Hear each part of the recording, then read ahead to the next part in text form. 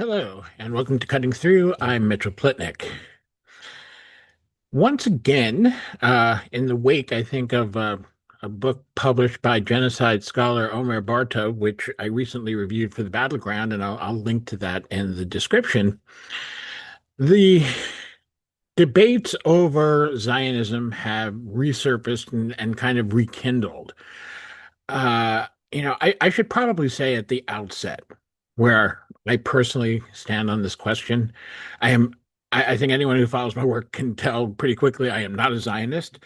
Though sometimes when I have disagreed with people who are vehement anti-Zionists, they've said that I am. Sometimes people have assumed that I am simply because I'm Jewish and make it very clear that I'm Jewish. Uh, a piece of my identity that I'm very proud of. Um, People assume in many cases I'm anti-Zionist. And, certainly my politics and my views on the state of Israel reflect an opposition to the state ideology of Zionism. And, I've studied Zionism for 30 years. I'm pretty well versed in it at this point. And I'm not comfortable labeling myself an anti-Zionist. And part of the reason, beyond the fact that I generally eschew labels politically, just as a rule, is that I'm not comfortable with the culture of anti-Zionism and a lot of the rhetoric around anti-Zionism. So I want to talk a bit about that today because Omer Bartov's book, as I said, which I reviewed, and you can see it right here, Israel: What Went Wrong, has been criticized by some anti-Zionists because of some of the ways it deals with Zionism, and because while Bartov very explicitly says that Zionism as a state ideology is the problem and must be done away with as a state ideology, he does not extend a lot of that criticism to the idea that Zionism always was and had to be a radically, viciously supremacist ideology, which I think many anti-Zionists, in my experience, do believe that that was inevitable. The writer John Judas recently also wrote an article that I think reflects. It might have been inspired by Bartow's book. I don't know, but he refers to it, and it reflects, I think, a similar thinking, and there's definitely a problematic aspect to the way both Bartov and Judas describe particularly early Zionism, and that's going back to the 19th century. Um, and into the 20th and the earliest days of Zionist immigration to Palestine. And the thing that they leave out, both of them leave out, is a very basic piece of the Zionist ideology that was very strong, part of the vision for the Jewish yeshuv that particularly the second wave of Zionist immigration, the one that featured most of the famous people, including David Ben Gurion, that the ideology that they brought with them, often people focus on the idea that it was a socialist ideology. And of course, when the state was first created and coming into the 1950s, a lot of the left supported Israel very strongly because they were not thinking in many cases about the plight of the Palestinians, or were ignoring them because they saw this sort of socialist dream coming to fruition in the state of Israel. And it's true that the early Zionists did have a somewhat socialist view. Judas described them as social democrats. The problem is that while it's fair to say that they had a socialist sort of system in mind, it was an exclusive socialist system. It did not extend to to the Palestinian people, and there were various different views among early Zionist thinkers about this. There were some. There was but there was a basic sort of guideline, a sort of rule that. that was in place for labor Zionism, and it was the phrase Jewish labor for Jewish land. There were a number of different ideas about this. I think the strongest motivation for that principle was that the early Zionists wanted the Jewish the Yishuv um, to cultivate their own lands and to work the land, to be the workers and the bosses such as they would exist in a more collective kind of economy. That actually did not end up working out very well. The immigrants were not skilled at farming. They didn't know how to do it. There was a cohort, and there was serious conversation at the time about the idea that they did not want, some of the more idealistic thinkers did not want the Jewish immigrants to become the essentially the overseers over Palestinian laborers. They didn't want that ethnic dichotomy. And that was also part of the thinking in the Jewish labor for Jewish land idea.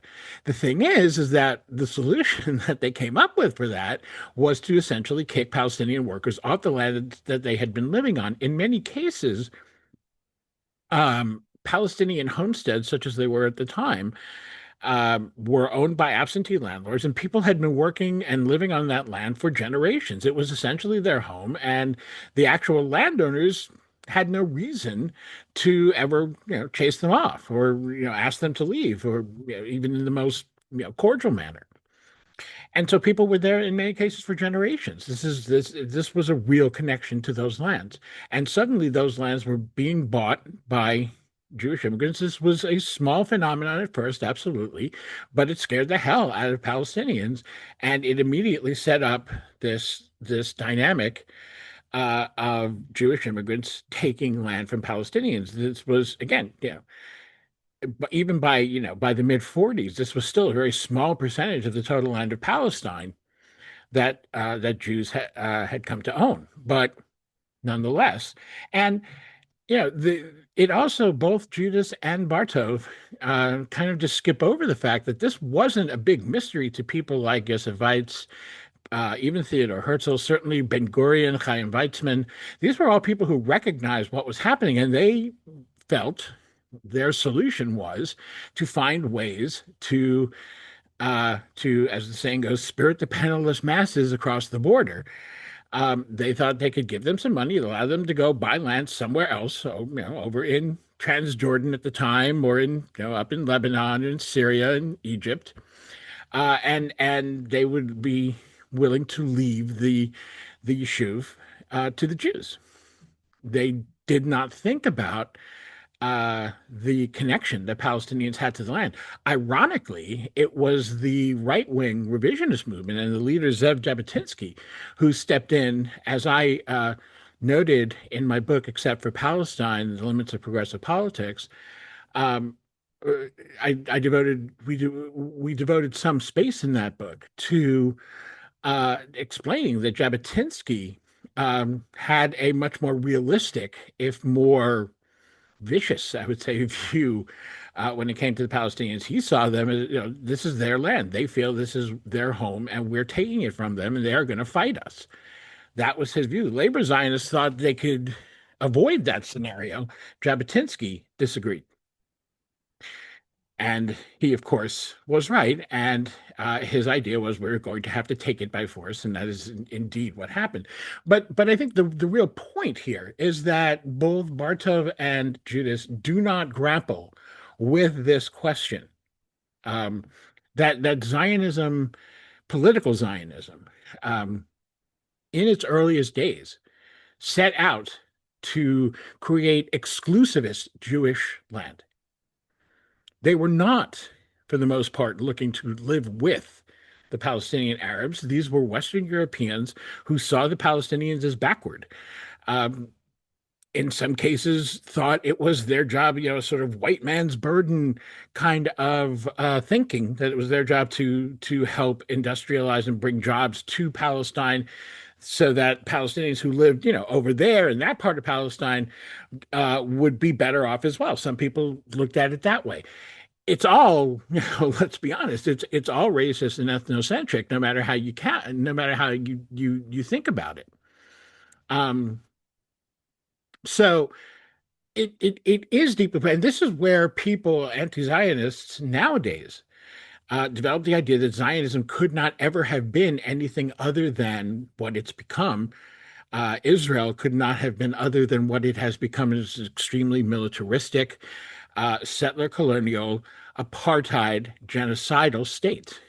That this was the inevitable end of Zionism. I'm not sure that's true. Um, I don't love the idea of historical inevitability. This is sort of the point Bartov makes in his book, and I think he's right. I like him, do not agree with the notion of historical inevitability. I think it is entirely possible, had there been a stronger movement uh, among the Zionists of even of the early days, but certainly of the early days of the state, to say, hey, you know, we need to allow those Palestinians back, and we need to actually create a democracy that's a real democracy, not a democracy only for Jews. If that movement had existed, and there were thinkers, Martin Buber, Gershom Scholem, there were people who believed that. There were people in the Jewish community outside who believed something similar, such as Hannah Arendt, very most notably. She wrote quite a bit about this idea of, how she saw the budding state of Israel. I think things could have been different. Things could have been different if the Holocaust hadn't traumatized the Jewish community to such an extent. Um, and unfortunately, that has hardened the hearts of Israelis from the get-go towards the Palestinians. The Palestinians immediately became this sort of obstacle. They weren't even people. They were as dehumanized by Zionism as the Jews of Europe were by Nazism, for different reasons. You know, the Nazis dehumanized the Jews because they were able to transfer their own suffering and anger and humiliation after World War I onto the Jews. The Zionists were able to transfer not just the experience of the Holocaust, but their perceived need for their own homeland, their correct perception that the Holocaust could have been at least somewhat mitigated if countries around the world had been more willing to take in Jewish refugees, especially early in the earliest years of Nazi rule in Germany. Uh, they're right, that was true, and that was something that hardened Jewish hearts and does to this day. I think we don't pay enough attention to the fact that Jews had the entire world turn their backs on us, and that was only 80 years ago. It wasn't in ancient history, um, and that Jews had, for the first time in our history, had nowhere to escape to, in many cases. All of that came together, and I don't find history to be inevitable. If history, it's if history was different, the present would be different. I think that is just the way things are. Still, when Judas and Bartov kind of skip over grappling with this question, I'm not saying they have to look at the whole history through the lens of the Gaza genocide. But I do think when they refuse to grapple with that part of it, their idea of what Zionism could have been comes off as disingenuous at worst, and at best sort of naive. So, for example, um, Judas cites Jeremy Ben-Ami of J Street, and Jeremy, here's what he says, and I'll just quote Judas in whole entirely here. Jeremy Ben-Ami defines Zionism as a commitment to a democratic national home for the Jewish people and to the equal right of the Palestinian people to their own state in that same land. He acknowledges that Israel's current leadership is increasingly militaristic and undemocratic, pursuing policies and expressing views that violate core Jewish ethical values, but he calls those policies a distortion of the Zionist vision, just as the communist dissidents called the Soviet Union a betrayal of the revolution. I'm sorry, but that as a definition of Zionism is just not realistic. It does not match what we have seen, what we have on paper from early Zionist leaders. The early Zionist leaders didn't think twice, did not give a thought about the Palestinian Arabs except as an obstacle to be removed. That doesn't mean that they wanted to kill them or even that they wished them harm. I think in many cases, some of the those folks believed that they were doing them a favor, that Palestinians would actually see their lives improved. That the Jewish immigrants would bring with them not only their own personal wealth, but would persuade European and other governments to give grants to some of the Palestinians to move elsewhere. I think that's what they thought.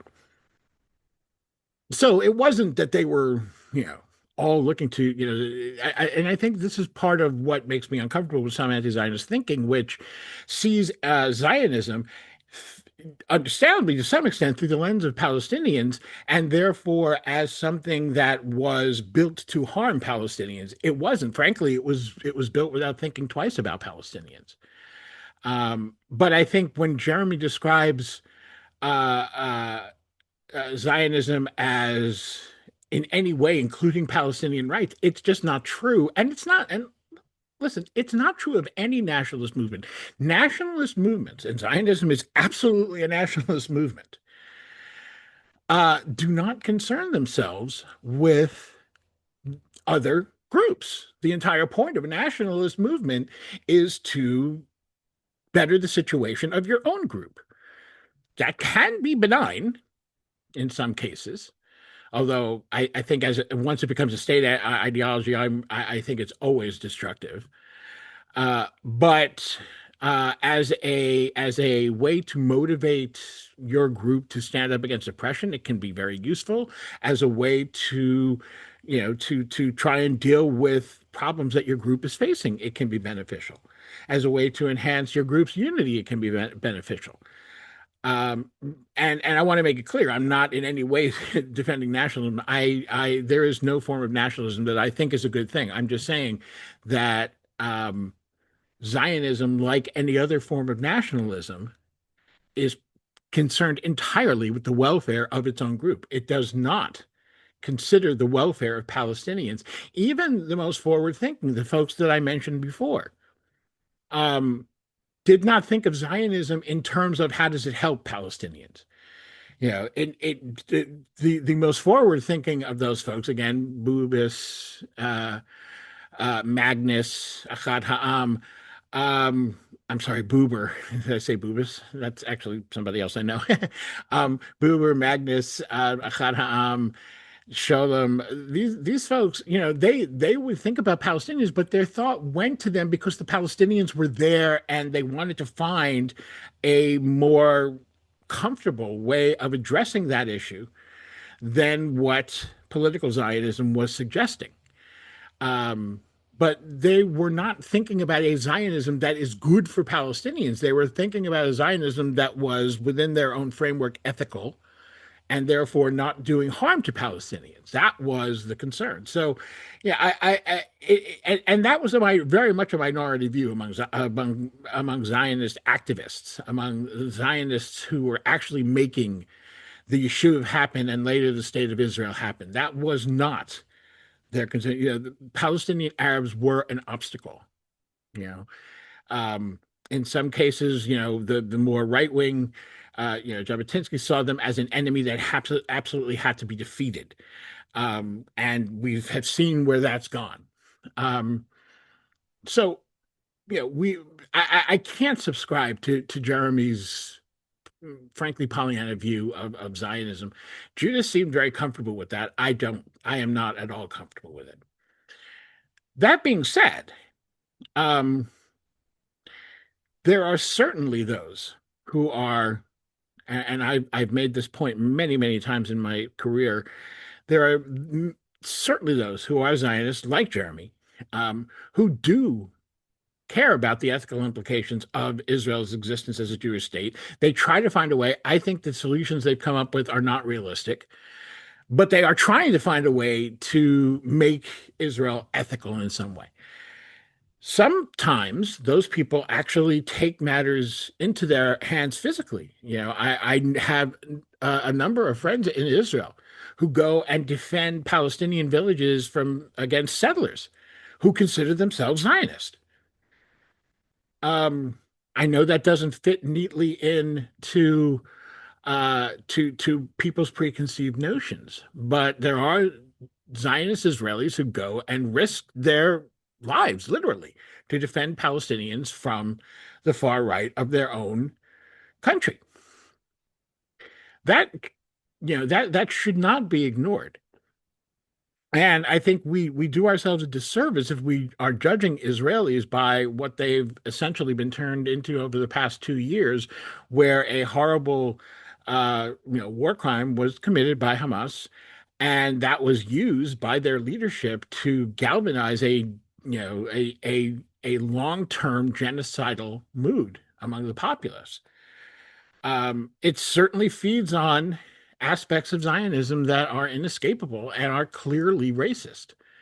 The state ideology of Zionism absolutely is racist. It is rooted in settler colonialism.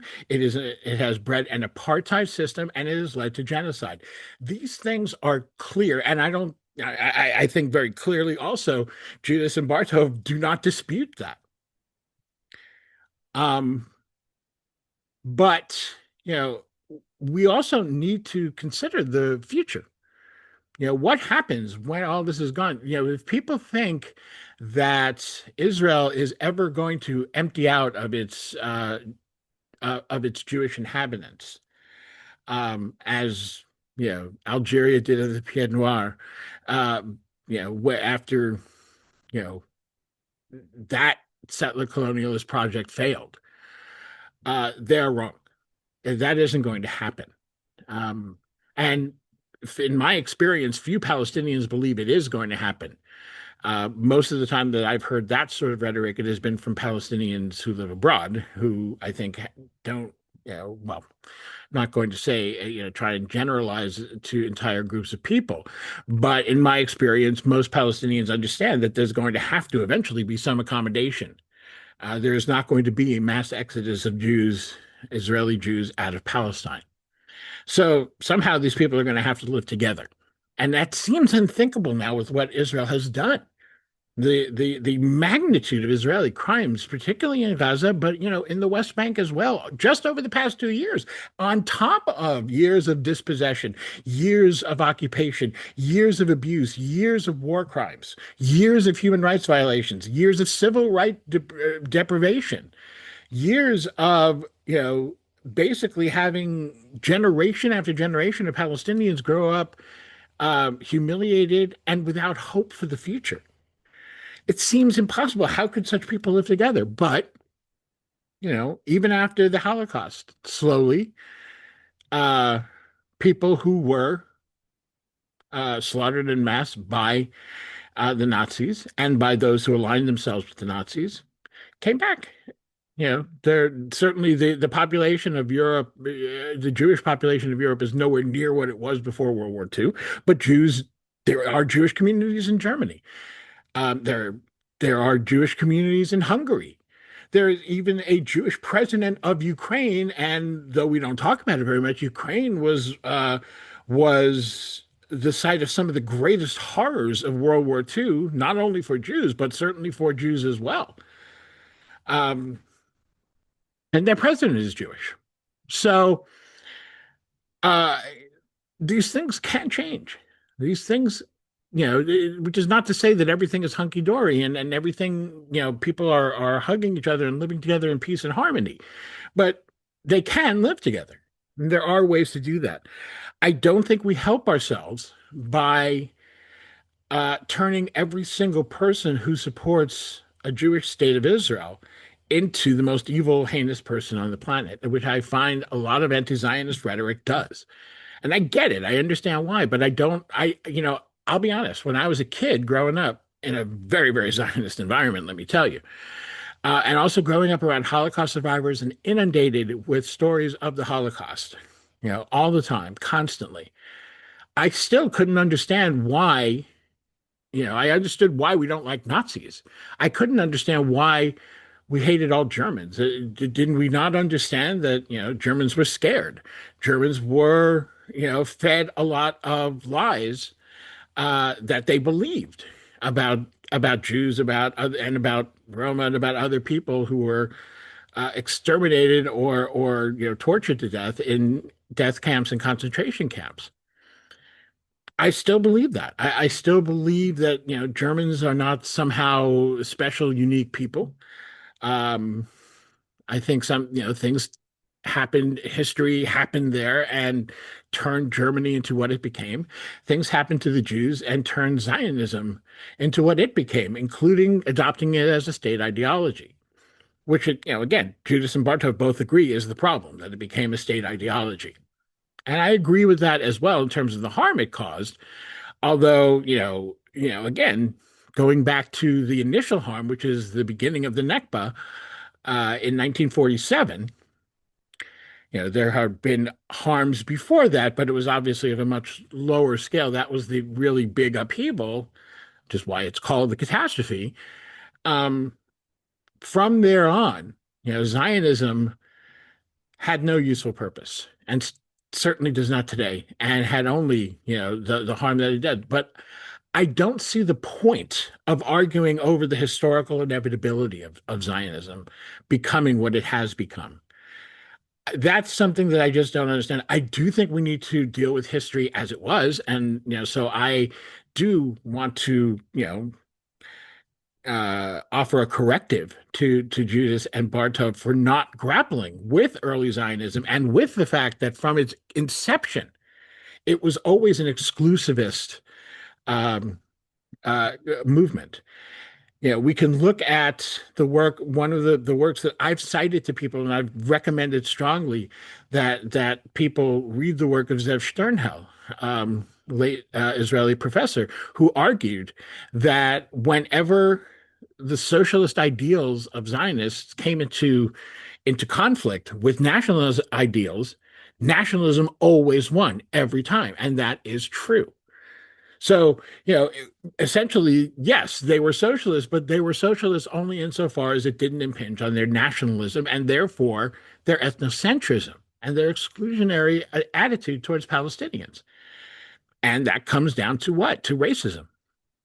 That's what that amounts to, especially once it took a while, but once the Jewish community had more power than the Palestinian community, that's the dynamic that played out. I don't agree it had to be that way. I do think there was a possibility that a Jewish national movement, if you will, could have played out in different ways. It could have set up a smaller community that was cooperative in Palestine. As I've heard Noura Erakat, the Palestinian human rights lawyer, say many times. She said the problem was not that Jews came to Palestine. The problem was that Jews took Palestine, and that and ejected the people who were living there and established a settler colonialist apartheid state. Um, there was never an attempt to create what somebody like Judah Magnus saw as at least a cooperation between Jewish and Palestinian people, and that is on the leadership level. On the ground, we can look at some of the history that's been written and find there are many examples just of people, of regular people, Jews and Palestinian Arabs working together, developing relationships, developing friendships, and there were the potential seeds of a cooperative society there that could have benefited everybody. That is not the way history played out. I don't think it had to be that way. And I don't think the future, and I think this is really the thing, I don't think the future has to be that way. I think that Zionism has to be done away with in order for there to be, as a state ideology, it cannot but be what it is now.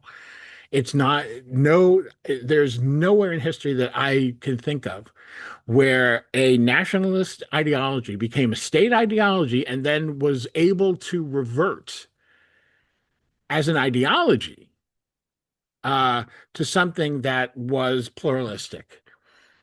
I'm unaware of an example of that. Certainly, there are states that became pluralistic and that incorporated a number of different groups into their societies.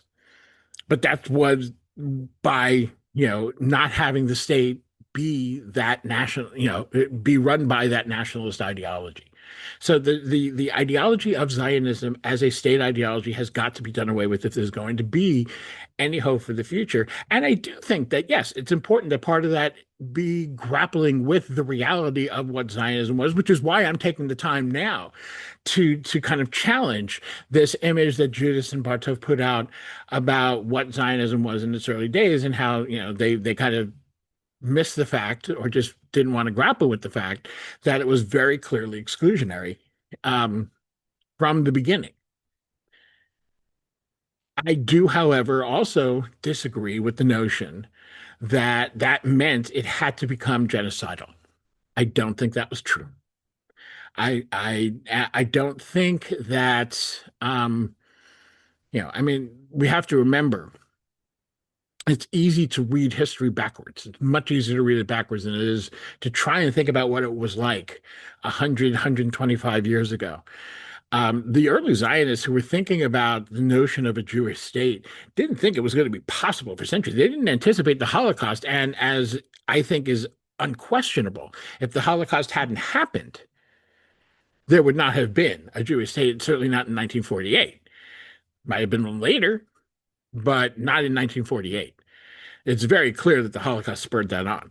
So they didn't know. They thought they were thinking, when they were thinking about a state, they thought they were thinking about the far, far future. Um, the sorry, the notion then that things had to be the way they were is problematic. The notion that it is not possible for Israeli Jews to live with Palestinian Arabs, in my experience, isn't true. There was a reason that over 20 years ago, I felt like there should have been a lot more uh, action among those of us who were opposing the occupation at the time and opposing Israeli policy and U.S. policy towards Israel. I thought there should have been a lot more activism problematizing the separation barrier. My argument was that if Jews and Palestinians never see each other except as people with guns in their hands, ready to shoot them, ready to shoot the other, then that really cuts down on the possibility of hope. Before this,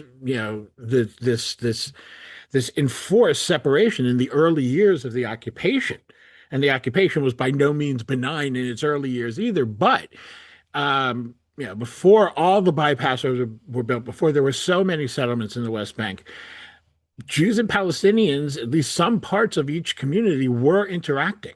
They were getting to know each other on a social level. Particularly Jews would go to Arab villages, to restaurants, to theaters, and visit with Arab friends. I heard many, many Israelis tell me stories of those days.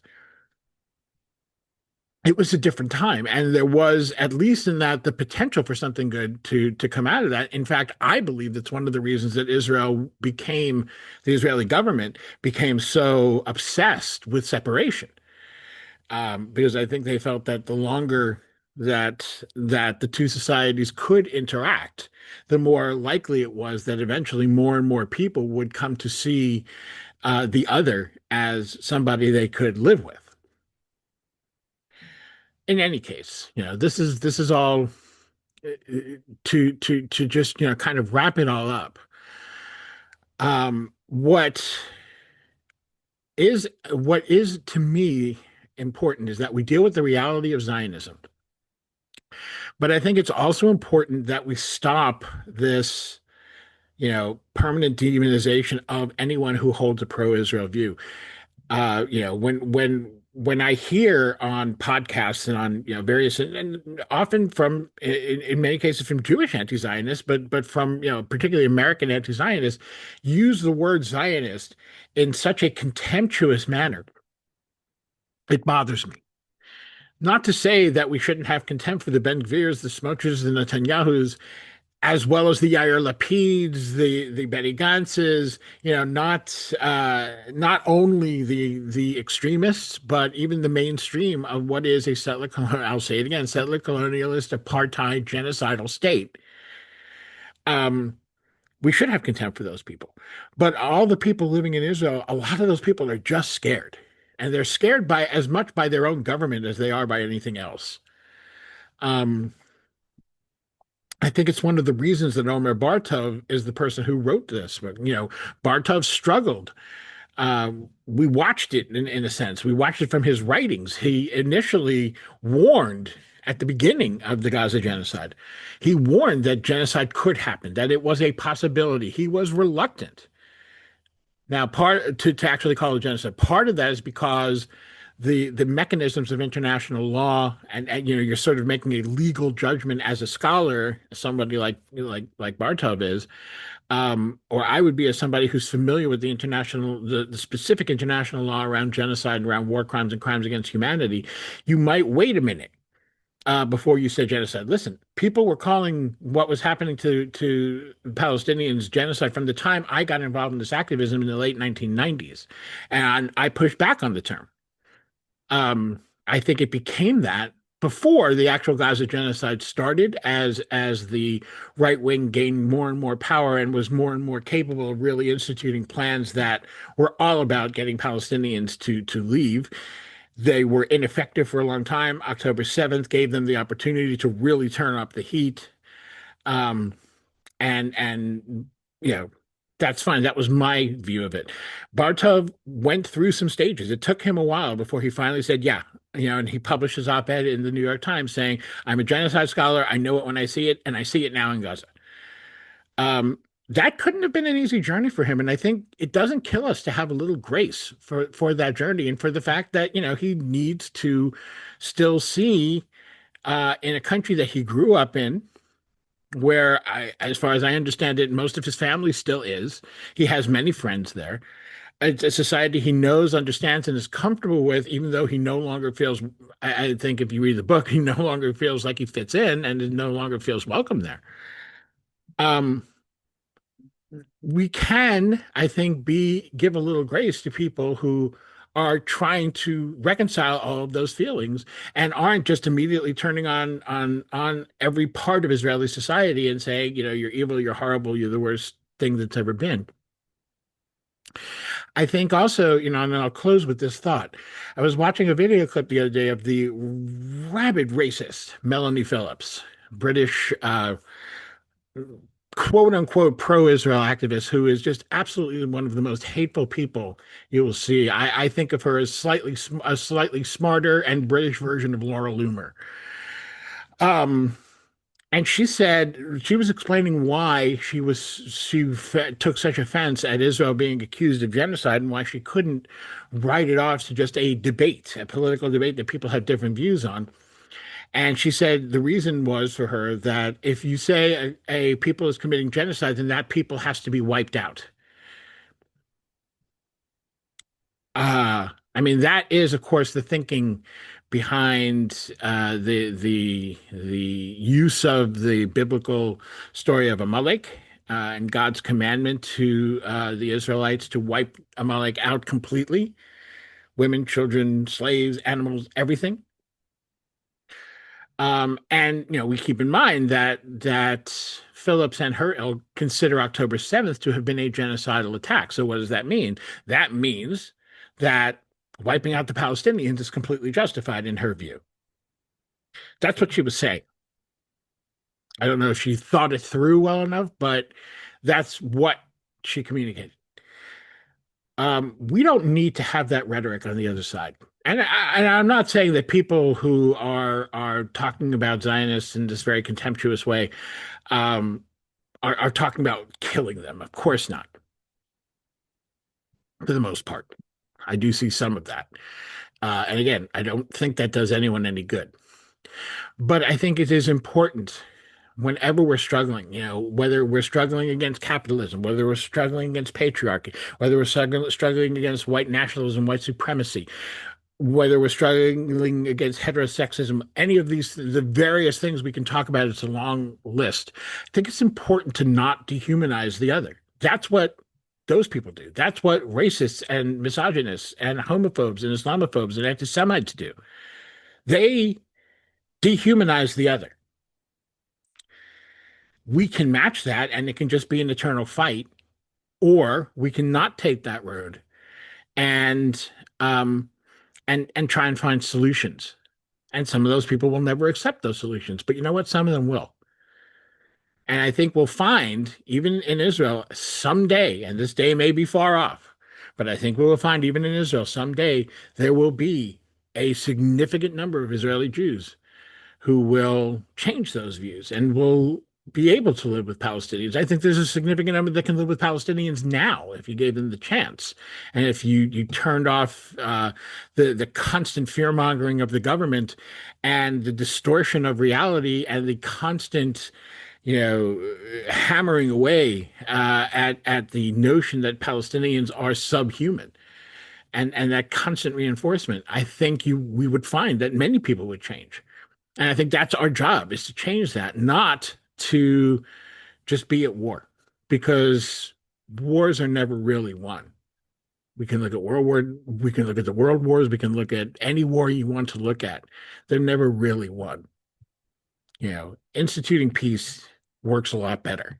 Instituting justice, and that includes accountability. And I am not trying to absolve anyone of anything here, believe me. Um, but that is the path that will lead to a better future. So I'll leave it there. Um, if you found this video interesting, please like, share, subscribe. If you can support Cutting Through, it is deeply appreciated. The only way this work continues is with your help. We get no money from anywhere else. So any help you can give is deeply appreciated. You'll see on your screen right now ways to support Cutting Through. You will also be able to find links in the description of this video. And if you can't do that, sharing the video for others also really helpful. Liking, subscribing, any of that good stuff. So until next time, talk to you soon.